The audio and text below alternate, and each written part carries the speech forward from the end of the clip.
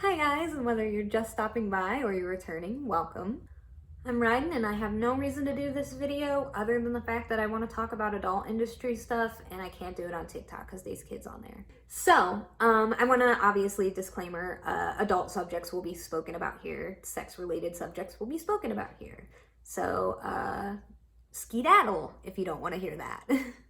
So I'm just going to tell a couple different adult industry related stories that I've thought of in the past couple days that I wanted to do TikToks about, but just can't because, not the right subject matter. Very early 2012, I would say maybe even 2011, honestly, like very early. I would say I was more of like a nude hobbyist than like a full-blown sex worker because I wasn't really, I wasn't part of a site yet. I was rarely ever posting nudes here and there. There were no videos of me of any kind.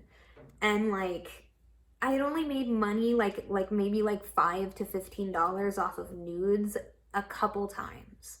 So it wasn't a full career thing for me yet. It wasn't a job thing. I wasn't making any money off of it. I was just kind of starting to get a lot of following because of it, because of what little I had put out there already. And I think that like when you do it, when you're fortunate enough to come upon the industry in this way, it helps because there is like direct demand because people have already seen and there's something that you don't have that they want, and so like there's a demand. There's a brand new demand that you can supply if you want to. So this guy messages me, and again, I don't have any like videos of me naked even really, and this guy is like, I want you to get naked, get in your bathtub and just pee for like 15 seconds, like just get a good pee out, and I'll give you $300. And it's like, I was young still, so I didn't really think too much about it because of that. I'd never had any money for myself growing up, so like I'd never had that much money. And then, it being so much money, I didn't really think to ask for the money first. I didn't really have that experience or skill or anything. And I wasn't the kind of person that would go and ask people for advice. I would just kind of trial and error figure out things myself. So, I did it. I shot this video and I sent it to him, and he immediately was like, all right, now take 40 photos and a 5-minute video of you doing this, and like all kinds of things that I'd never done before and I really wouldn't be comfortable with. And I was just like, no, I'm not gonna do that. I really don't want to do that. Like, you promised me this for $300, so give me my $300.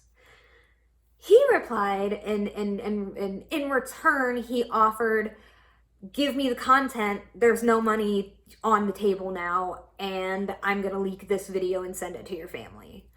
I was very immature, I was still very young, so like A, I totally believed he had it in his power, and B, like I just didn't have that kind of content out there, and I wasn't sure if that's what I wanted my career to be yet, and I already had this kind of stigmatized idea of what being, in sexual videos was, and I was already posting nudes and having people treat me really, really bad for it, like, and I was losing a lot of friends at the time, and so I just got really freaked out. But something in my chest, like in the middle, like in the instinct part, like was like, nah, like I think this dude's gonna do it no matter what. I think he's gonna see how much content he can get from me and just do it anyway. So either he's gonna leak it or he's not, and I just don't care. So I messaged him and I'm just like, you know what? Do what you gotta do. If you're not gonna give me the money, go fuck yourself. It's 15 seconds, like you didn't really take up that much of my day. I know you really think you're superior right now, but like I'm not playing this game. This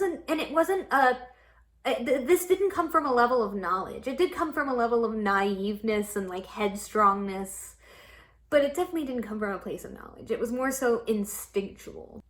About a week or two later, somebody messages me and says there's a thread on 4chan with this person. He posted just a screen grab of the middle of the video and was like, hey, dump all the photos of her you got and I will post this video. And I think the whole reason that it was never posted was because of the response. I think this person wanted to feel really like superior and like wanted to feel like they were like a king for like scamming somebody in this way. But I think a lot of people either thought they were bluffing and that it was like a photoshopped image, or that it wasn't a photo of me, or it was somebody else, you know. They also like questioned whether or not the person had even got it directly from me, or if they had just stumbled upon it online, and if they were even, you know, it could just be a screen cap that they found and they had nothing to deliver, you know? So they kind of questioned him.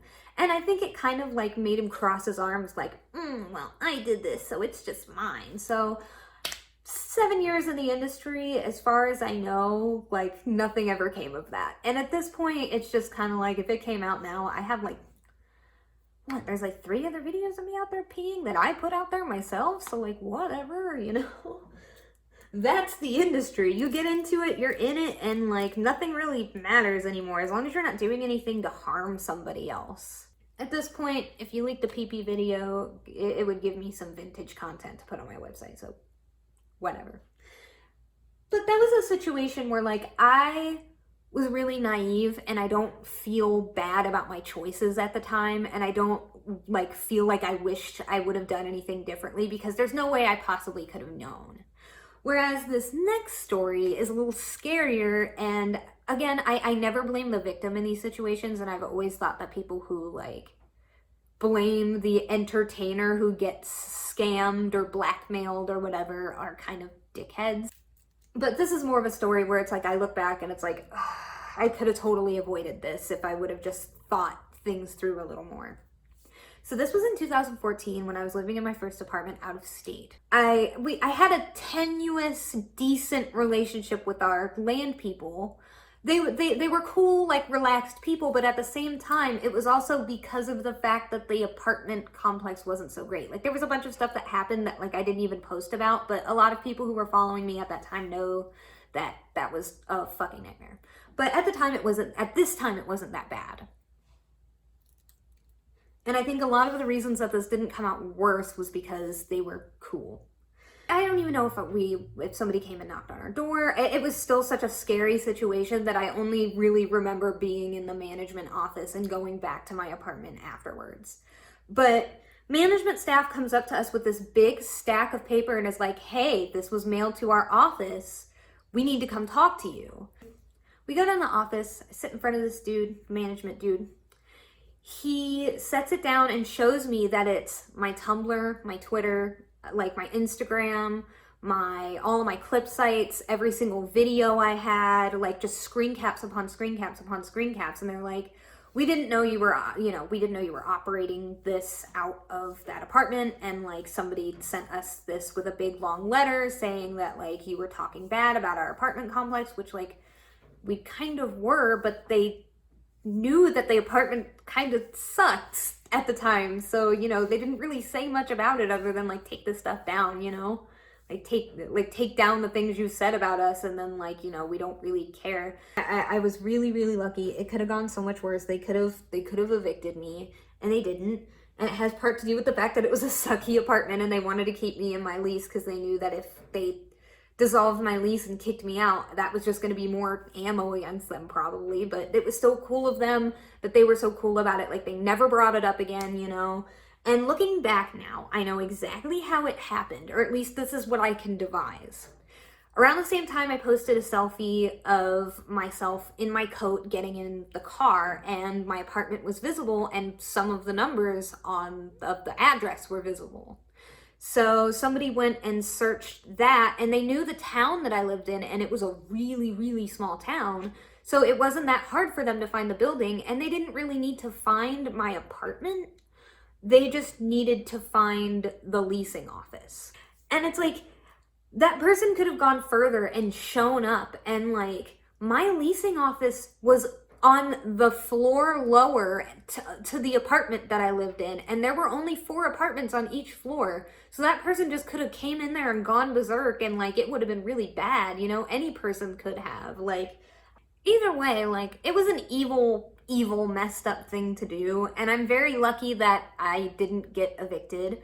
I'm very lucky because I would have been out on the street regardless of whether or not I wanted to live there. I was very lucky that the person wasn't able to discern what apartment I lived in, because they definitely probably could have figured it out.